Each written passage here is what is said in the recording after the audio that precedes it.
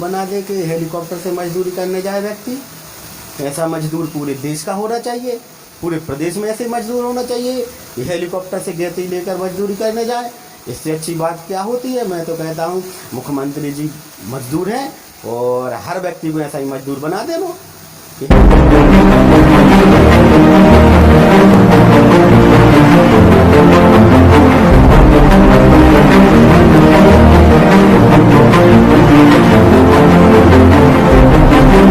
मैं हूं हेमराज लोधी, आप देख रहे राष्ट्रीय समाचार न्यूज। चुनाव की तारीखें तय हो चुकी है, प्रदेश में चुनाव नज़दीक है और जितनी भी पार्टी के जो कुछ प्रत्याशी है जिन्हें टिकट मिल चुकी है और कुछ दावेदार हैं। बीजेपी ने बंडा विधानसभा से वीरेंद्र सिंह लोधी को अपना प्रत्याशी बनाया है। कांग्रेस की अभी सूची नहीं आई है या अन्य दलों की नहीं आई है। आज हम लेकिन ऐसी ही एक पार्टी के नेता हैं जो बंडा विधानसभा में लगातार कई वर्षों से संघर्ष कर रहे हैं, लोगों के बीच में जा रहे हैं, उनकी समस्याओं को उठाते हैं, जन मुद्दों पर कार्य कर रहे हैं। ऐसी ही शख्सियत का नाम है राजेश आठिया। राजेश आठिया समाजवादी पार्टी से राजनीति करते हैं और मुलायम यूथ ब्रिगेड के प्रदेश महासचिव के पद का अभी निर्वहन कर रहे हैं। वह भी अपनी समाजवादी पार्टी से बंडा विधानसभा से टिकट मांग रहे हैं। आज हम उनसे बात करेंगे, जानेंगे कि आखिर क्या कारण है कि वो टिकट की दावेदारी कर रहे हैं। राजेश जी, आपका स्वागत। बहुत बहुत धन्यवाद। अब बंडा विधानसभा में कांग्रेस और भाजपा की ज़्यादा टक्कर होती है, इस बीच में आप अपनी सपा को लेके आ रहे हैं। देखिए, ऐसा नहीं है। जनता को आज विकल्प की तलाश है और विकल्प के रूप में समाजवादी पार्टी इस बार बंडा विधानसभा में है। और पिछला जो कुछ हो गया छोड़िए उसको। अब जनता काफ़ी जागरूक हो चुकी है, वह समझ चुकी है कि भाजपा कांग्रेस दोनों ही जनता को लूटने का कार्य करते रहे शुरू से लेकर आज तक। इस बार जनता है जो है बंडा विधानसभा की, वो तीसरे विकल्प के रूप में समाजवादी पार्टी की ओर जाएगी इस बार। अभी बंडा विधानसभा में ज़्यादातर देखा गया है जातीय समीकरण के बारे में, क्योंकि पिछली बार भी जातीय समीकरण बनाए गए थे। तो भाजपा से वीरेंद्र सिंह लोधी को प्रत्याशी बनाया गया है और अब वर्तमान में विधायक यहाँ से कांग्रेस के तरवर सिंह लोधी हैं। तो अभी ये नहीं कहा जा सकता कि टिकट उनको मिल रही है नहीं है। उसके बाद लोधी समाज बाहुमूल्य समाज है और यादव समाज भी है। यादव समाज से भी सुधीर यादव की चर्चा चल रही है कि वो भी कांग्रेस से टिकट ले सकते हैं। इस बीच में अन्य जो समाज हैं वो कहाँ जाएंगी? देखिए, सबसे पहले मेरा मानना है कि नेता किसी जाति विशेष का नहीं होता। नेता जो होता है वो सबका होता है। यदि लोगों को लगता है कि मैं एक विशेष जाति का हूँ और मेरी समाज सबसे ज़्यादा है, तो ना मांगे किसी पार्टी से चुनाव टिकट, लड़ ले निर्दलीय अपनी समाज की वोट की ताकत पर। उनको हकीकत पता चल जाएगी कि जातिवाद क्या होता है और जातिवाद करने से क्या होता है। ये उनकी एक मानसिकता बन चुकी है। बीजेपी कांग्रेस जो राजनीतिक पार्टियां हैं जे समाज को बांटना चाहती हैं जातियों में, इसीलिए जातिवाद फैला रही है। हमारी समाजवादी पार्टी कोई विशेष जाति की पार्टी नहीं है, वो सभी को साथ लेकर चलती है। और आप देखिए, जैसे हमारे राष्ट्रीय अध्यक्ष यादव हैं, लेकिन मैं तो यादव नहीं हूँ, समाजवादी पार्टी में काम कर रहा हूँ और आगे भी करता रहूँगा, लेकिन जातिवाद की बात नहीं करता, मैं सबको साथ लेकर चलता हूँ। अभी जब भाजपा ने अपनी टिकट घोषित की थी, उसके पहले ही लोधी समाज ने अवंती बाई का एक कार्यक्रम किया था। माना जा रहा है कि उसी कार्यक्रम को देख करके वीरेंद्र सिंह लोधी को भाजपा ने टिकट दी है। उसी प्रकार सुधीर यादव जी ने भी यादव समाज का कार्यक्रम किया, अच्छी भीड़ रही, अच्छी जनता रही। क्या हम ऐसा मान सकते हैं कि टिकटों का बंटवारा केवल ये रैली और सामाजिक कार्यक्रमों को देखकर मिलता है? ये दोनों ही दलों की अपनी अपनी गलतफहमियाँ हैं। जो सुधीर यादव जी ने जन्माष्टमी को लेकर कार्यक्रम किया, वो कह दें कि अकेले यादवों ने किया है, उसमें सभी वर्ग के लोग शामिल थे। और जब अवंती बाई का कार्यक्रम हुआ था, उसमें भी सब लोग शामिल थे, मैं भी गया था उसमें। और जो महापुरुष होते हैं वो किसी जाति के नहीं होते हैं, वो सबके लिए होते हैं। उन्होंने सभी के लिए काम किया है। ऐसा तो नहीं है कि अवंती जी ने अपने समाज के लिए काम किया हो या श्री कृष्ण भगवान अकेले यादवों के हैं, सबके हैं। यादवों से ज़्यादा सभी लोग जन्माष्टमी मनाते हैं, अपने घर में पूजा करते हैं। ये लोग क्या है, बांटने का काम कर रहे हैं, जो सरासर गलत है। उनको जातिवाद की राजनीति नहीं करनी चाहिए ऐसे व्यक्तियों को। आप पाटिया समाज से आते हैं, आपको समाजवादी पार्टी प्रत्याशी बनाती है तो आपकी समाज कम है, फिर वोट कहाँ से लाएंगे? मैंने पहले ही कहा कि जातिवाद वाली पार्टी नहीं है और ना मैं जातिवाद की राजनीति करता हूँ। मैं सभी वर्गों को राजनीति करता हूँ और सबसे वोट मांगूंगा। ये जनता तय करेगी कि वो किसके साथ है। लेकिन बंडा विधानसभा की जनता जागरूक हो चुकी है, वो जातिवाद क्षेत्र में इस बार नहीं फैलने देगी और तीसरे विकल्प के रूप में समाजवादी पार्टी को इस बार चुनने का कार्य करेगी। अभी जैसे एक अनुमान लगाया जा रहा है कि कांग्रेस से सुधीर यादव को टिकट मिल सकती है, तो यादव समाज भी काफ़ी अच्छी संख्या में है और भाजपा ने लोधी समाज के व्यक्ति को उतार ही दिया है, तो ये पिछड़े वर्ग से हो गए दोनों नेता। अब रणजीत सिंह बुंदेला को भी बीएसपी से टिकट मिल सकता है। तो इस बीच अगर आपको समाजवादी पार्टी टिकट देती है तो आप किस वर्ग की वोट और कहाँ से, मतलब कैसा आपका रहेगा? मैंने पहले ही कहा कि सुधीर यादव जी को कांग्रेस से टिकट मिले, ये उनका मैटर है। रंजन राव को टिकट मिले, उनका मैटर है। वीरेंद्र भाई साहब को टिकट मिल चुका है, भी भाजपा सबका हो चुका है। ऐसा तो है नहीं कि वीरेंद्र भाई साहब अभी सिर्फ लोधियों से वोट मांग रहे हो या रंजन राव अकेले ठाकुरों से वोट मांग रहे हो या सुधीर यादव जी सिर्फ यादवों से मांगे। सबके बीच में जाएंगे और यदि पार्टी समाजवादी पार्टी मुझे प्रत्याशी बनाती तो मैं भी सभी से वोट मांगूंगा, थोड़ी अपने समाज के लोगों से मांगूंगा, सभी के पास जाऊंगा और सबसे वोट मांगने का कार्य करूंगा। जनता ही तय करेगी कि हमारे इस बार हमें क्षेत्र में विकास के रूप में सिर्फ तीसरे विकल्प को चुनना है, क्योंकि जनता लगभग पिछले कई वर्षों से दोनों पार्टियों को देखती आ रही है। इन दोनों पार्टियों ने तय कर रखा है कि भाजपा नहीं तो कांग्रेस और कांग्रेस नहीं तो भाजपा, ये दोनों प्रत्याशी या पार्टियां अपने आप में एक सहमति बना लेती हैं। यदि भाजपा का विधायक बना तो कांग्रेस के कार्य नहीं रोकेंगे, या कांग्रेस का विधायक बना तो भाजपा के कार्य नहीं रोकेंगे। और जनता को क्या मिलता है? कुछ नहीं मिलता है। बंडा विधानसभा की जनता आज भी सागर जिले में सबसे पिछड़ी हुई विधानसभा है। ना यहाँ रोजगार है, ना अच्छे स्कूल हैं, ना अच्छी सड़कें हैं, बिजली की समस्या है, किसानों की समस्या है। आज भी जो व्यक्ति प्रचार कर रहे हैं वो इन मुद्दों को नहीं उठा रहे कि बंडा विधानसभा में क्या समस्या है और हम क्या कराएंगे। वो है सिर्फ इसमें लड़े जा रहे हैं कि मेरी जातिगत वोट बैंक ज़्यादा है तो मैं तो विधायक बन ही जाऊंगा। यही सुधीर यादव का है और यही अन्य वर्गों का भी है। अब आप बताइए, सुधीर यादव जी पहले भी यहाँ से चुनाव लड़ चुके हैं, क्यों नहीं किया उन्होंने जब से आज तक काम? और जो दल बदल का कार्य चल रहा है, खेल चल रहा है, यह सरासर गलत है। जैसा कि जिस भी व्यक्ति को टिकट नहीं मिला उसको बुरा लग रहा है कि मेरे दल ने मुझे टिकट नहीं दिया, फुल विरोध कर रहा है, ऐसे ही जिस दल में ये जाएंगे उस दल के व्यक्ति भी इनका विरोध करेंगे। आपने सोशल मीडिया पर पोस्टें देखी हैं, अभी से विरोध शुरू हो गया है। कोई भी जाति 100% किसी भी व्यक्ति की गुलाम नहीं है, चाहे वो किसी भी जाति का हो या वो उसी जाति का हो। जनता बहुत जागरूक हो चुकी है, समाज में बहुत जागरूक हो चुकी है। वो इस बार सब समझ रही हैं कि हमें क्या करना है क्षेत्र में, और यदि क्षेत्र से जातिवाद को हटाना है तो जनता को एक सही निर्णय लेना पड़ेगा और वो तीसरे विकल्प के रूप में लेगी। और बंडा में तीसरे विकल्प के रूप में सक्रिय सिर्फ समाजवादी पार्टी है। समाजवादी पार्टी ने सबसे पहले छोटे से लेके बड़े स्तर के सारे मुद्दे उठाए, ज्ञापन के माध्यम से, धरने के माध्यम से, रैलियों के माध्यम से, आंदोलन के माध्यम से।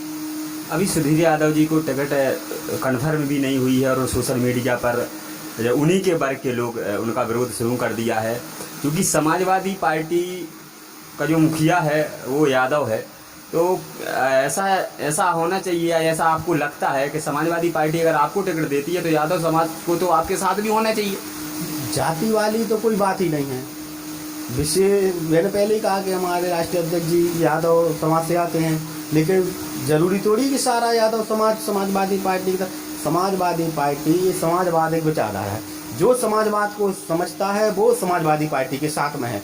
ये नहीं कि मौका नहीं मिला तो समाजवाद को चिल्लाने लगे, बाकी अपने दलों में काम कर रहे हैं। इन्हीं जैसे नेताओं की वजह से छोटी पार्टियां थोड़ी कमज़ोर हो रही हैं और जनता के बीच में सही विकास नहीं पहुंच पा रहा है। लेकिन समाजवादी पार्टी ने इस बार तय किया है कि वह अपने मूल कार्यकर्ताओं को ही चुनाव लड़ाएगी और दल बदलुओं को इस बार चुनाव नहीं लड़ाया जाएगा, क्योंकि जो दल बदलू बड़े नेता रहते हैं वो हारने के बाद ही भाग जाते हैं, जीतने के बाद ही भाग जाते हैं, और जो पार्टी का कार्यकर्ता रहता है वो कार्यकर्ता ही रहता है और जिंदाबाद के नारे लगाता रहता है, संघर्ष करता रहता है। इस बार समाजवादी पार्टी दल बदलुओं पर विश्वास नहीं करेगी, मूल कार्यकर्ताओं को ही चुनाव लड़ाया जाएगा। आपको क्या लगता है यहाँ के जो बंडा विधानसभा की जनता क्षेत्रीय प्रत्याशी को जिताएगी या बाहर को मौका देगी? नहीं, बिल्कुल क्षेत्रीय प्रत्याशी को जिताएगी, क्योंकि क्षेत्र में हम सभी लोग काम कर रहे हैं। जैसे एक घर परिवार होता है,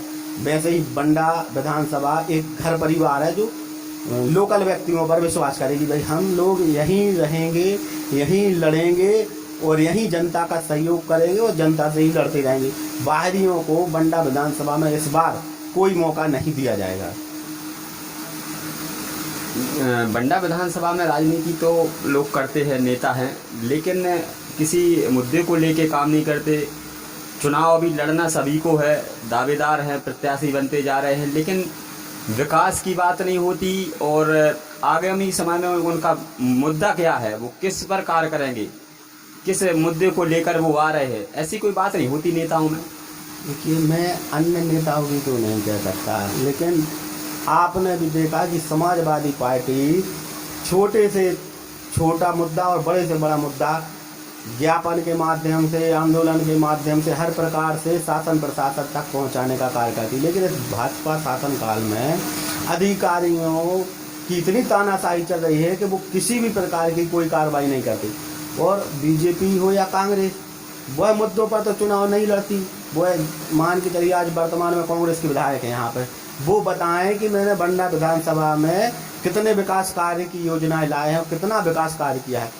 इसी तरह बीजेपी का है, बीजेपी ये क्यों नहीं बताती है कि मैंने ये काम किया है, इतना विकास किया है और इतना विकास करेंगे। वह सिर्फ जातिवाद, धर्मवाद और राष्ट्रवाद की बातें करती है। राजनीति जो है वो विकास की होनी चाहिए, मुद्दों की होनी चाहिए, ना कि जातिवाद और धर्मवाद की। बंडा विधानसभा में कई बार आपने जो मुद्दे उठाए हैं, चाहे भ्रष्टाचार को लेकर हों, गरीब असहाय लोगों को सहायता के लिए हों, निर्माण कार्यों के लिए हों, अन्य योजनाओं का लाभ छोटे वर्ग के व्यक्ति को मिले, लेकिन मुझे नहीं लगता कि इसका असर शासन प्रशासन पर कुछ हुआ है। आखिर ऐसा क्यों? सरकार का दबाव है अधिकारियों पर कि जो भ्रष्टाचार में लिप्त है उन पर कोई कार्रवाई नहीं होनी चाहिए, क्योंकि सत्ताधारी पार्टी के नेता लोग भ्रष्टाचार में लिप्त हैं। अब अधिकारी उन पर कार्रवाई करने से डरते हैं, इस वजह से उचित कार्रवाइयाँ नहीं हो पाती हैं। लेकिन कुछ हद तक व्यक्तियों को राहत जरूर मिलती है उनकी समस्याओं के निराकरण में। आपको बिल्कुल लगता है कि इस बार तीसरे विकल्प में समाजवादी पार्टी आ जाएगी? बिल्कुल आ जाएगी। जो आज बंडा विधानसभा की कंडीशन है, जो जातिवाद और विकास से दोनों ही पार्टियां दूर हैं। आप अभी सभी लोग अपने जनसंपर्क में लगे हुए हैं, आप फील्ड में जाकर पता कर लीजिए कि विकास की क्या बात हुई है। विकास की कोई बात नहीं हुई, अपने अतीतों की बात हो रही है कि मुझे किस प्रकार से वोट चाहिए है। मैं कहता हूं आप जनता के बीच जाइए, आप विकास के नाम पर वोट मांगिए कि मैं बंडा क्षेत्र में बड़े रोजगार लाऊंगा, बड़े उद्योग लगवाऊंगा, किसानों के लिए बीमा फसल की राशि शीघ्र दिलवाऊंगा, बिजली 24 घंटे दिलवाऊंगा। आज आप अभी किसानों के लिए बिजली सिंचाई का मौका आ गया, आप देख रहे हैं विद्युत कटौती कितनी तेज हो गई है। और प्रत्याशी जो भी रहे, नेता जो भी रहे, उसके लिए जनता के हितों को ध्यान में रखते हुए जनता के लिए लड़ना चाहिए। और समाजवादी पार्टी हमेशा से जनता के हितों के लिए लड़ती है अनेक प्रकार से, और आम लोगों से संपर्क करके और उनकी समस्याओं को उठाती है। मैं तो गांव-गांव जाता हूं, सबसे पहले जो दबे कुचले लोग हैं उन्हीं लोगों से मिलता हूं और उनकी बातों को शासन प्रशासन तक पहुंचा कर उनकी समस्याओं का निवारण करने का प्रयास करता रहता हूं। जैसा कि आपने विकास की बात की है, तो विकास तो मुझे लगता है कि एक अच्छे स्तर पर हुआ है, क्योंकि कई जगह जा कर के देखा गया है विकास के नाम पर राशि निकाली गई है, निर्माण कार्य किए गए हैं, लेकिन वो कागजों में रहे, ज़मीन पर तो है नहीं। और भाजपा सरकार द्वारा अभी विकास यात्रा निकाली गई, हर गांव स्तर तक पहुंची, तो उस विकास यात्रा में विकास की बात हुई है, लेकिन विकास कहाँ हुआ है, उस विकास को तो देखा ही नहीं गया। अभी आप ही ने बताया विकास तो कागजों पर हुआ है। अब क्या आम जनता कागजों में रहेगी? आम जनता अपने गांव में रहेगी, अपने घरों में रहेगी, और उनके सामने जो रास्ते हैं वो आज भी उस रास्तों से बरसात के समय में निकल नहीं पाते। देश को आज़ाद हुए लगभग 70 साल से ज़्यादा हो गए, लेकिन अब हमारे ही बंडा विधानसभा में जिस क्षेत्र से हमारे माननीय विधायक जी आते हैं, बहरौल साइड से, उसी साइड की आप सड़कें देख लीजिए जो आज तक नहीं बन पाई। और ये कहते हैं कि मेरी कोई सुनता नहीं है, मेरे पास राशि नहीं। आपने इतनी सारी राशि दी है सीसी रोड बनवाने के लिए, वो कहीं वहाँ पे आप मुरम ही डलवा देते, डस्ट डलवा देते, कम से कम बरसात में व्यक्तियों को निकलने के लिए परेशानी तो नहीं होती। तो विकास की बात कोई नहीं करता है, सिर्फ अपने फायदे की बात करते हैं और जातिवाद की बात कर रही है भाजपा कांग्रेस की नीति यह हो चुकी है। अब आपको क्या लगता है, आप किस मुद्दे पे चुनाव लड़ेंगे? विकास का मुद्दा है, इस पर सबसे पहले विकास के मुद्दे पर, किसानों की समस्याओं को लेकर, बेरोजगारी पर, महंगाई को लेकर, इन सब पर समाजवादी पार्टी चुनाव लड़ेगी और जनता के बीच जाकर वोट मांगने का कार्य करेगी। भाजपा भी किसान हितैषी सरकार कही जाती है। मुख्यमंत्री जी भी मैंने एक वीडियो देखा था, तो हेलीकॉप्टर से निकल रहे थे तो गैती कंधे पे रख करके निकले थे, तो किसान हैं वो। और आज बंडा विधानसभा का किसान कड़ी धूप में लाइन में लगा है, खाद के लिए, बीज के लिए, योजनाओं का लाभ लेने के लिए, अधिकारियों से मिलने के लिए, योजना का लाभ लेने के लिए। फिर ऐसा क्यों? वो अपने जैसा मजदूर सभी को बना दे कि हेलीकॉप्टर से मजदूरी करने जाए व्यक्ति। ऐसा मजदूर पूरे देश का होना चाहिए, पूरे प्रदेश में ऐसे मजदूर होना चाहिए। ये हेलीकॉप्टर से गेती लेकर मजदूरी करने जाए, इससे अच्छी बात क्या होती है? मैं तो कहता हूँ मुख्यमंत्री जी मजदूर हैं और हर व्यक्ति को ऐसा ही मजदूर बना दे, वो ये हेलीकॉप्टर से मजदूरी करने जाए। अभी चुनाव के अभी तारीख तय होने के पहले आपने भी देखा होगा, साहेगढ़ मंडी हो, बंडा मंडी हो, किसान भारी भरकम लाइन में लगे रहे। और भाजपा की सरकार थी, कांग्रेस का यहाँ विधायक था, लेकिन फिर भी किसानों को बड़ी मुसीबत का सामना करना पड़ा। पानी नहीं मिला, कई दिनों तक लाइनों में लगे रहे, पुलिस भी डंडे चला रही है, उन पर भगा रही है, लाइन लगवा रही है, लेकिन कड़ी धूप में वो लाइन में लगे हैं खाद के लिए। लेकिन भाजपा जब सत्ताधारी पार्टी, उसके जो नेता लोग हैं वो उसकी सुरक्षा व्यवस्था, वो लाभ दिलाने के लिए आगे नहीं आए, ऐसा क्यों? बंडा की जनता ने एक अपना यहाँ पर जनप्रतिनिधि चुना था कि हमारे बीच का जनप्रतिनिधि है जो हमारी समस्याओं को सुनेगा, समझेगा, क्योंकि वो भी थोड़े मिडिल क्लास, मिडिल परिवार से आते हैं, मध्यम वर्गीय परिवार से आते हैं। तो जनता ने इस बार ऐसा जनप्रतिनिधि चुना था कि वो हमारी समस्याओं को समझेगा, लेकिन उनके द्वारा जनता की कोई भी समस्या नहीं सुनी गई। उनके द्वारा सिर्फ 5 साल यही रोना रोया गया है कि मेरी कोई सुनता नहीं है, हमारी सरकार नहीं है। आप यह कहकर तो नहीं आते कि हमारी सरकार बनेगी तो मुझे विधायक बनाइए, फिर तो उनको जब उनकी सरकार चली गई थी तो उनको इस्तीफा दे देना चाहिए था। भाई सरकार वाला विधायक बनता कोई, इससे पहले भी सत्ताधारी पार्टी के विधायक रहे। जनता की, किसानों की, बेरोजगारों की, आदिवासियों की और इन आम जनता की समस्याओं को कभी निवारण नहीं हुआ है, क्योंकि दोनों ही पार्टियों की साठगांठ है, दोनों ही पार्टियां एक सिक्के के पहलू हैं। कि मुझे नहीं लगता है कि विपक्ष के विधायक की नहीं चलती। अगर ऐसा होता तो हम पथरिया विधानसभा को देख सकते हैं। तो विधायक अपने क्षेत्र का मुखिया है और विधायक जो चाहेगा अब होगा, इसमें क्या कहेंगे आप? वही तो मैं कह रहा हूँ कि हमारे जनप्रतिनिधि की यह निष्क्रियता है, और यह निष्क्रियता वो शरेआम लोगों से कह रहे हैं कि मेरी कोई सुनता नहीं है।